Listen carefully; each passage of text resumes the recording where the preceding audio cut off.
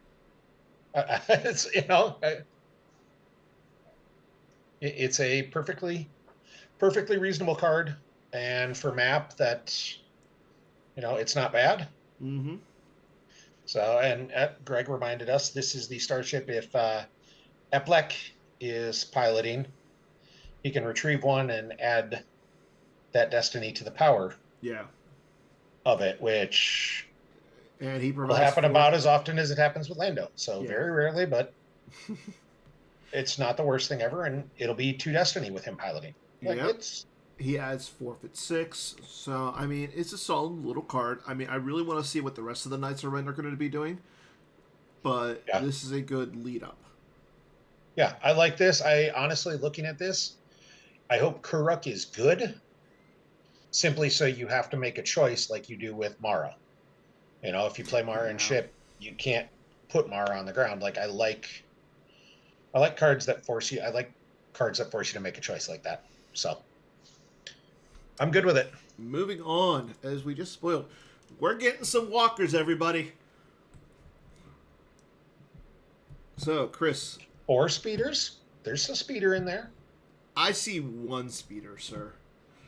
There is definitely the wing of a second one if my having to pick which squares have a speeder in them So, for prove I'm not a bot has taught me anything. There is definitely a second speeder in there.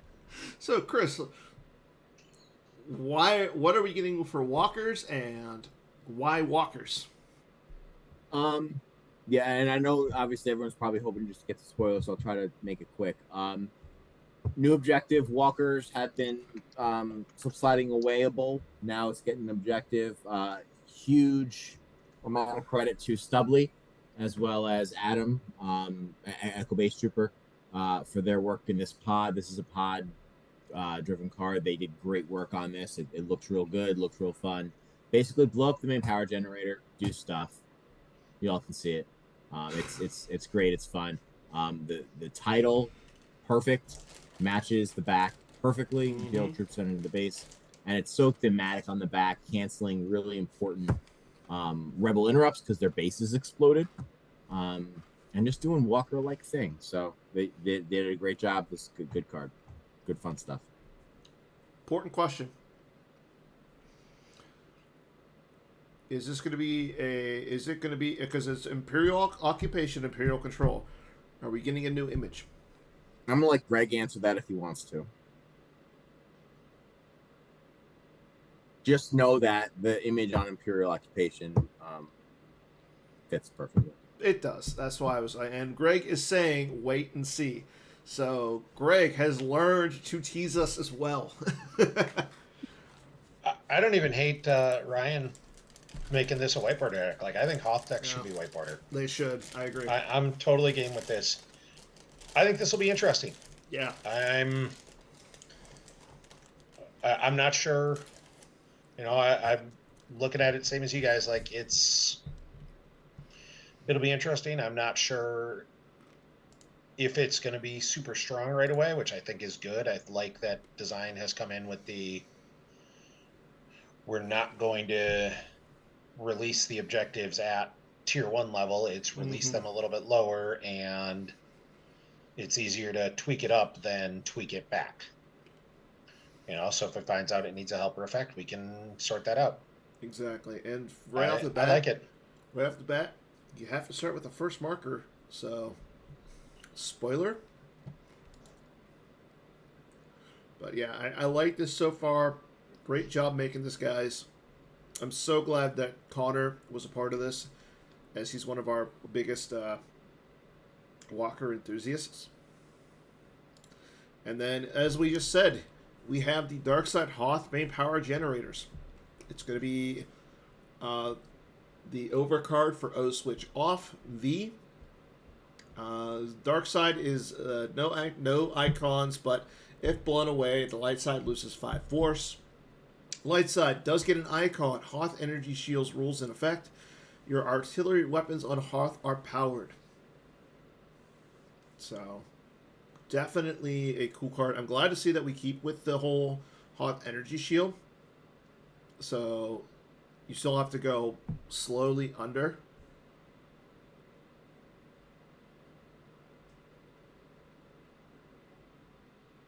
No, it's switch off. Oh, switch off is the dark side. Yeah, switch off is the dark side card. But no, Yeah. I see what you're saying. Switch off V, so you have to put 2 slips in it. No. I'm not even sure. Do we VO switch off? We did. No. Okay. Do it. I was like, I don't remember seeing it, but it could be one of those cards I just don't play. So yeah. That's... But then we have target the main generator, V. You deploy on the ice planes. Once per turn, a player who controls the site may have this card follow their vehicle moving from here to an adjacent marker site. At the start of your deploy phase, if at 3rd marker or lower, your AT-AT cannon may fire if within range of the main power generators as follows. Draw Destiny. Add 1 for each marker you occupy, 2 if you control. If total Destiny is greater than 8, main power generators blown away. So this is interesting. Like, another epic event where you have to follow something. Yeah, it simulates the walkers marching in. So rather than just doing the cheesy deploy to the 5th marker, don't deploy the 3rd or the 4th marker, fire, you're done. You have to deploy it on the 5th and just kind of march it in. Okay. And I mean, I like it because it gives your light side opponent a chance to do something, kind of like in the movies. Yeah, they can interact with it. Yeah. Yeah, I like it. I think it's good. It's thematic. Yeah, I think it's solidly designed. It encourages interaction, and that's a good thing. And then we have Walker Garrison V. Dark Side Loss Interrupt. If your Hoth objective on table, you can choose to pull the Premier Veers or a Premier AT-AT. Cancel a force rant at a site if your AT-AT occupies a related battleground site, or retrieve the AT-AT cannon. Here's your choice, Garrett. Do you want to play this one, or do you want to play Walker Garrison non-V? I think this is where you put in the little girl meme. Why not both? Exactly. Like this is the one you grab with you may start your landing to get Veers, and then you get the other one for when you need it. So I'm, one of each would not be a bad thing. And as someone who's played walkers before and has played it a decent amount, like the add 2 to the drain one, it's really good. I'll be honest, I'm not sure that would make it into a deck if it wasn't for the fact that you have to have it to get you may start your landing and get the 3rd marker. Like if that was an either or an and or, I would probably never play Walker Garrison because there's so many decks that can just shut it down. Fine, I'll ignore your walkers. I'll set up on 3 sites and cap your drains at 2, so you end up, spreading out to get a total plus of like 3 to your drains. Because it'll get you a drain at 2 at the 5th marker. It'll get you a drain at 2 at the 4th marker. So you're adding 3 total, and then the 3rd marker is unaffected. Like, it's fine as a once per thing, but I think this is a good card. Yeah, I agree. It's good. It's thematic. It works with what we want. What you're doing with stuff. It gives you another way to grab Veers, because that's one of the things that walkers can struggle with. If you don't start Endor Shield, or you're not starting Endor Shield, you don't get a way to. Yeah. Don't get your commands. You can't always get Veers right away, and you need Veers. Yeah. So, I like it. Moving on, we have the AT-AT Cannon V. Deploying your non-maintenance AT-AT may target a character or vehicle at the same or adjacent site using 2 force. Draw Destiny. Add 1 if targeting a vehicle. Target hit if total Destiny plus 1 greater than defense value. When fired by target main generator, adds 1 to the total, and is immune to sabotage. Immune to sabotage. Just upgraded at cannon. Yeah. The fact that it's immune to sabotage is really good, and I like that you can't just throw it onto the Blizzard 4. Yeah, I like it a lot. Moving on. Light side, let's go. Light side, let's get into it. We have our first light side card. It is General Poe Dameron. And the image. Adds 3 to anything he pilots. Draws 1 battle destiny if unable to otherwise. During battle, if opponent has greater total number of characters and piloted starships here, may add a battle destiny to attrition. Immune to attrition less than 3. General Poe, already spoiled. There's some forum posts on it. It's a cool card. Yeah, good card. I like the image. Yeah. The image is really good. I love that image. That looks amazing. Yeah. Moving on, we have Nien Nub, Solistanian Smuggler. So we have Nien Nub V. I like this. Same lore, adds 2 to anything he pilots. While piloting a freighter, its defense value +2, and opponent's immunity to attrition is limited to greater than or less than 7 here. Less than 5 if Lando is piloting here. That is good. The ability to just make the Executor immune to attrition less than 5 is insane. Yeah, I like it. Until his maneuver, put him on wild card, you're good to go. Exactly. Yeah, I'm solid card. Yeah, Emperor Shuts down Shuttle. some of the, shuts down the Emperor Shuttle shenanigans. Yeah. Shuts down the Maul and his Starfighter There's so many things that just immunity. shuts down. I like it. Solid card. And he's an alien rebel. That I like. Moving on, here we go. Young Skywalker, Projection to Skywalker V. Pilot of ability adds 2 to anything he pilots. Deploys -3 to Endor. A Jedi's Fury does not require his destiny on table, and may be played as a response to a battle just initiated here. Power +2 if armed with Luke's lightsaber. Immune to attrition less than 5. Less than 6 while armed with Luke's lightsaber. Deploy 8. Forfeit 8. Warrior, pilot, Death Star 2 character. Okay, Chris. Yeah, just shout out to Kendall, who suggested such a cool underlying card because of the lore fits perfectly, and also how it's kind of like a projection of Jedi Luke. Yeah. This did change a little bit from the initial spoiler. It lets Jedi's Fury be in any deck, kind of increasing the utility of this card. And it's neat that it lets it be as a just. Mm-hmm. So you can wait for them to battle you. Then Kenzo Maul's text kind of shows they're starting the fight. And just like in the movie, Luke then uses his fury to beat down the Dark Jedi and make him not fight anymore because he lost his hand. So Yeah. it's kind of cool that way. I do like it. I do like that it's a different LSJK essentially. Yeah. And you know what? It helps Rebel Strike Team. Shout out to Timo Tom. And that was another Jellison thing to make sure that whatever he was, he would play the same as Jedi Knight Luke in Rebel Strike Team on Endor. Yeah. Here we go. Reflection V. Deploy on a Rebel leader Leia.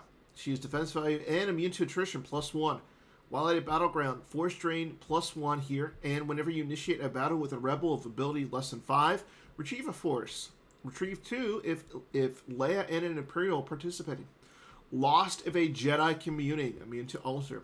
So, I like that you cannot play this in any communing deck. Yeah, it's meant to be a Diplo helper, more or less. There's some other decks she'll be good in. Obviously, it can't go on Leia Rebel Princess. Can't go on General Leia. But Yeah. Otherwise, should help the deck we want it to help. Yeah, perfectly cromulent card. I like it. I don't think it's broken. I think it's solid and good. Yeah, I like that you incorporate the whole General Leia a little bit into it. I like that it adds some force drain is onto it, and yeah, I mean the fact that it has to be a Rebel leader Leia is really good. And I do also love the fact that she has to be at a battleground, so you can't just throw her on EBO and just hide her at one of the the Echo base locations. Like, she has to be killable. Moving on, Twilight is upon me. This is a Death Star 2 effect. If his destiny on table, deploy on table. Unless Walkling on table, your total force generation is +1. Once per turn, may deploy a mobile docking bay. Once per game, during your move phase, may relocate Luke to the same battleground as Prophecy of the Force, immune to alter. Chris, this is right up your alley. What's going on with this card? Yeah, this is another like the Vader effect, another oops card. When we released his destiny, we, to be honest, whiffed. We should have let him relocate to Endor sites as well. Mm-hmm. So that was another thing we're talking about. Do we errata it? People hate errata. Let's make another card that does that, but then it has to justify its inclusion. And then, especially in that deck, where we want to encourage the new epic event of his destiny, you can only start 2 effects. Yeah. So no one's not going to start Walkling, and no one not going to start the Luke effect. So we kind of had to merge them. And then it has the added bonus of, at the cost of the other really good benefits of Walkling, mainly retrieving Luke's saber at a key point in time. You get some reliability. You get to verify your deck and deploy a docking bay. Yeah. So you can know if you whiff on your opening hand, should you be drawing to get your location pullers or your Lukes or what. So a little more reliability at the cost of, the other cool stuff for Walkling. Honestly, it allows you to burn. I'm looking at this, and like the Hitco I played at Worlds, I'd start this ahead of Walkling, and I'd probably cut one Our Only Hope and the Yoda's Hut, and just put in the home one and Profundity docking base. You're getting yes, all that's of the interesting. same stuff. I would probably cut the other Death Star site, but you might be right. That might be a better way of doing it. But yeah, Okay. the idea is you get a little more reliability. It doesn't change the general activation platform, but a little more reliability. I like it, and you and I have talked quite a bit about the Death Star sites. I still think you have to have both for the spots you need them for. And so I like this. Carl in the chat points out you better hope your opponent doesn't play a turn 1 pod racer collision / force push. That's good. No, I mean, if you miss on your mobile docking bay pull, I guess you kind of deserve it. Yeah, like at that point, I'll even let you put my Hujix out of play. Like, no, I like this because while I like Walkling, I'm tired of it. It's just like an auto include almost in every light side deck. I want to see different stuff than just Walkling in every deck. So yeah. Moving on. I'm ready for anything. Quite a Mercenary V. Another Watch Your Step helper, and I love that. Used for remainder of turn, each player may only fire 1 weapon at each Cantina or Reflections 2 site. Or, if you're Mara in battle, add 1 to a just drawn battle destiny, 2 if at a Reflections 2 site, and then lost, deploy Mara and a lightsaber simultaneously from hand and or reserve deck. Reshuffle. First of all, it does a lot. Second of all, the image looks great. Third, the fact that you're doing stuff with Mara, like light side Mara, that's really, really good. Yeah, get her in the game a little bit. Yeah. So, and it being able to making it so that the opponents, you can only fire 1 blaster or 1 weapon at the Cantina. That is kind of cool. Like, it's very thematic. But it still allows that 1 weapon, if it fires more than once, to fire. So, like, double-bladed Maul would still swing twice, even with this card being played, which I actually think is good. Like, I like that. That's it. Also, I like the card. Very subtly says double-bladed Maul might be better than Lord Maul. I didn't need you popping in here, Greg. I knew this rule. I was on top of this. Dr. Evazon's blaster, thematic. Yes. I was talking about cards people use, but all right, we can do Dr. Evazon's blaster. Moving on. We spoiled it. We talked about it with the dark side. Let's go ahead and get into our light side Hoth stuff. The Empire knows we're here. It's going to be Hoth Century. Deploy Hoth and the main power generators. For remainder of game, Hoth energy rules do not extend beyond the first marker. You may not deploy Ice Storm, Special Edition Leia, systems, or characters of ability greater than 4. Echo-based Garrison is immune to Alter. Once per turn, may deploy a marker site or Echo Command Center from the reserve deck reshuffle. While this side up, Force Strength +1 at the Hoth system. During your control phase, if you occupy 2 battleground marker sites, you may retrieve 1 force.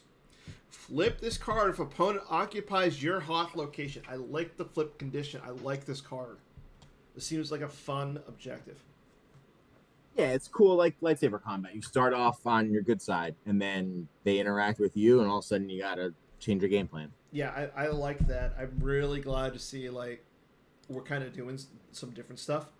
While this side up, cancels Hoth Century, Suns Down, and the game text of your Admiral's orders and unique characters except gunners, pilots, and troopers on table. Cards hit by your artillery and or vehicle weapons may not be used to satisfy attrition. If you just initiated battle, may peak at the top X cards of your use pile, where X is the number of Hoth battlegrounds you occupy.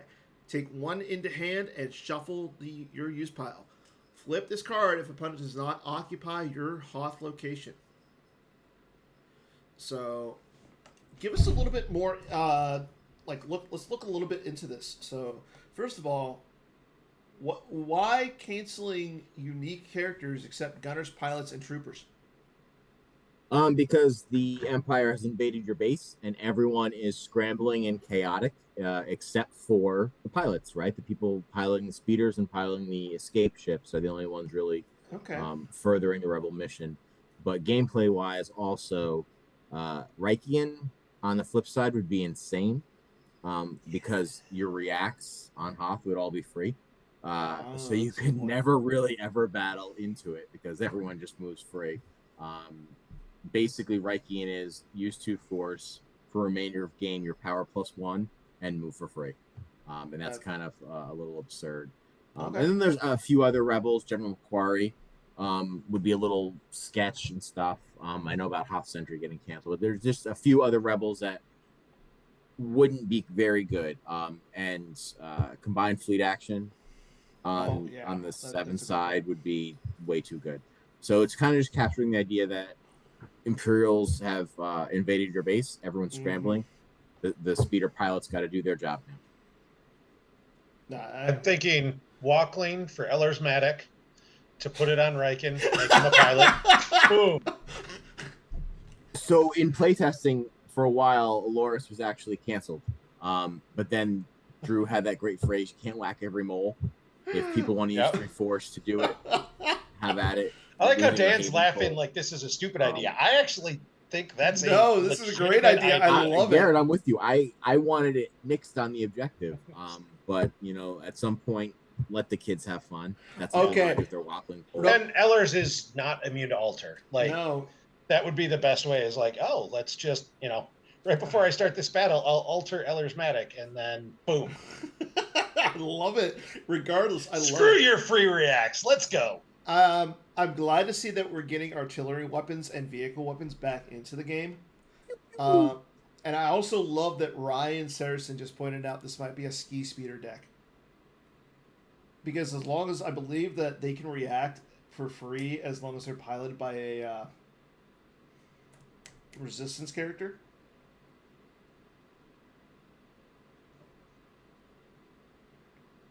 Yeah. Thank you, Ryan. Moving on. Let's go ahead and talk about the Echo-based Trooper. Power 2, Ability 2, Rebel character. Power +1 on Hoth. Once per turn, may pull a card with Echo in title, except Echo-based Trooper or a location. Once per turn, if on Hoth or present as Scomp Link, may reveal the top card of each player's reserve deck. This is a player card by our favorite advocate, Adam. Yeah, Echo-based Trooper. Yeah. It's cool. It's a great card. It'll fit in the deck, but the story behind it, and I don't want to tell his whole story, but um, the fact that he's so helpful and can pull other things is great. But Yeah. then he can peek at a card and give information, which is exactly what Echo Base Trooper does on the Yep. forums.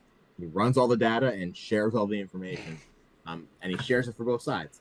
So it's such a great, ingenious Yeah, card. it is. Everyone's favorite advocate. I, w- I will say this though, we need to re-art this card into a picture of Adam. It's actually going to have a special image of Adam's avatar on the forums. Okay. That makes What me I'm happy. hearing is you need to get Adam on Holotheatre Yeah. so you can do the Holotheatre Heroes pack with Well, Adam on this one. yeah.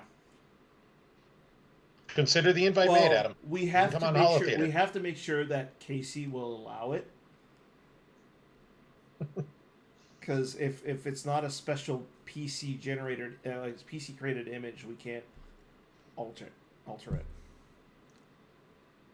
Moving on, Lone Rogue V. Lost or starting interrupt. Lost. If your Hoth objective on table, you may pull Dak or Wes. Starting. If a Hoth objective on table, you deploy Echo Base Garrison and 2 effects that deploy for free and are always immune to alter, then you place the interrupt into the lost pile. I love that we're finally giving Dak and West some love. They felt like they could take on the whole Empire themselves. No, just Dak. West was more of the jokester. I was including West just because. Yeah, that's fair. I like that we can pull the Echo Base Garrison. I mean, getting that card out is really key. I mean, this is a starting interrupt that does stuff. Cool. Yeah, it works with the objective. I like it. Yeah. And then we have the Hoth Snow Trench. Your artillery weapons deploy -2 here. Once per game may deploy an artillery weapon here. Dark side, your deploy cost may not be modified here. Again, let's give artillery weapons some love. I love it. Yeah, the Hoth Defender icon cannon. That I want a virtual card of that just so bad. I have so many of that. It's so good. I have so many cards of that, and I'm just like, anytime I pull anytime I gotta think of Hoth, I always remember pulling that card in particular.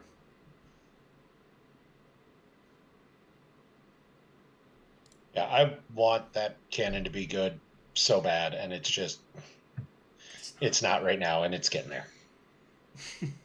And then we have the attack pattern Delta, which is a used or lost interrupt. Used portion, cancel crash landing or high speed tactics.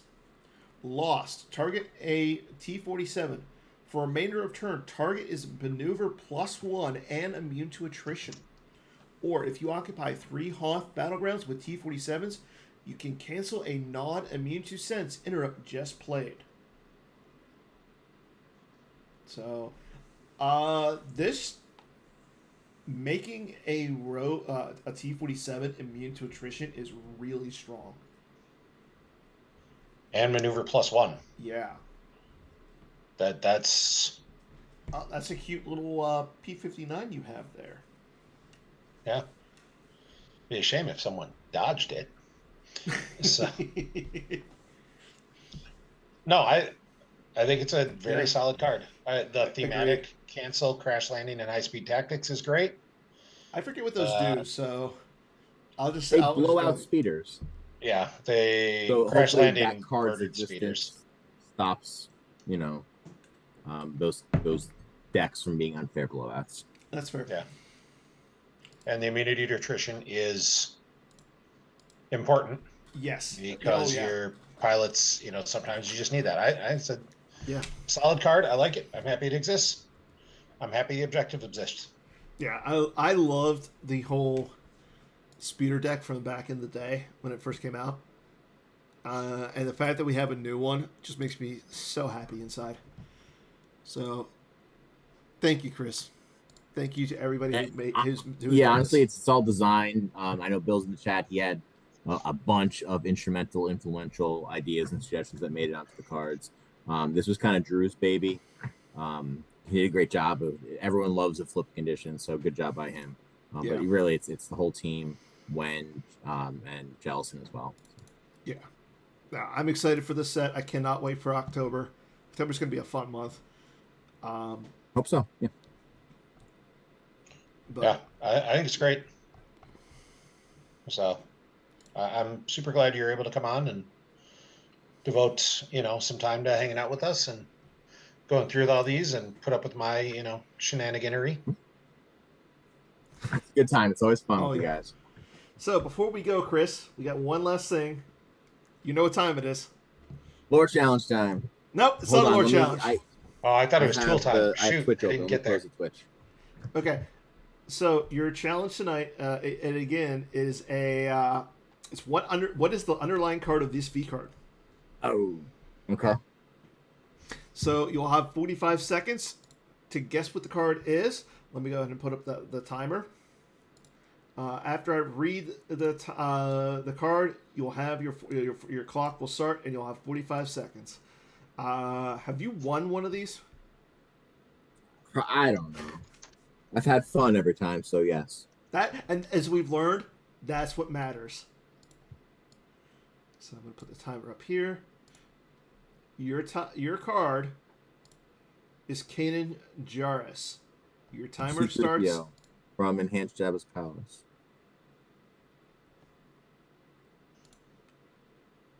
You wouldn't even went too deep on me. Wow. That's what she said. Well then, this is a family show, sir. I think that was Chris's first ever win. Yeah, that was. I think the problem was, I'm pretty sure Chris played him in his Hitco deck at Worlds this year. That's why. Yeah, and also I know the background of why that was picked. Because we wanted it to be like a somewhat rare card, and I think Scott had just posted that the PC has 1,000 of them. So like that sounds good. So I have none. I have two. Two.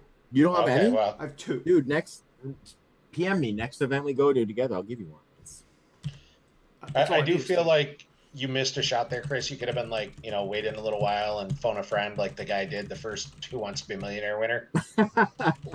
Where he's like, he knew the answer. He's like, I'm going to phone a friend. In Holotheatre. He's like, I'm going to phone a friend. Who do you want to phone? My dad. Okay, calls his dad. By the way, I'm winning $1 million, Dad. Yep. Here's the answer. Yep, I remember that one. Like, I think he could have gone with that, but he could have. Well, Chris isn't a bragger, though. Chris is not like a... Yeah. I don't want to toot my own horn or anything. Chris is nice and quiet, and sitting here except when it comes to idiots. The only time that Chris isn't nice and quiet is when it involves the Yankees. You're terrible. Well, that, my friends, is all we have for tonight. Hopefully, you guys enjoyed our reveal of Set 22. I know I'm excited to play some of the cards, especially those Hoth objectives. Eric, I hope the Orioles go down in flames and lose to the Mariners in the playoffs. If they make it. Otherwise, go Orioles. So next week we're going to have Kieran and Crypto Fist on to talk about their European finals, how they did, especially Crypto's win. Crypto won that, right? I should know this. Euros? Yeah. No, well, Cedric won it. Yeah, Cedric is Crypto. Okay, yeah, all I know from the Euros is that Timo is Tom. Like the rest of them, Timo. I know some of their real names. I don't even know that. I don't know their Slack. Timo wasn't there. Their other names. I knew Cedric won it. But yeah, Cedric won it. So I read his tournament report. It was awesome. Yeah, I'll have to read it before we get into the interview. But I'll be interviewing him this weekend. So again, thank you, Garrett, for joining us from your hotel. Chris, thank you for joining us as well. It's always a pleasure to have you on here. Thank you for having me. It's been a great time. Hope everyone enjoys the cards. Yes, get out there and play. And get out there, go to Seattle, go to Ohio. And yeah, so until next week, everybody, take care, enjoy yourselves, have a good week. And may the force be with you. Good night, everybody.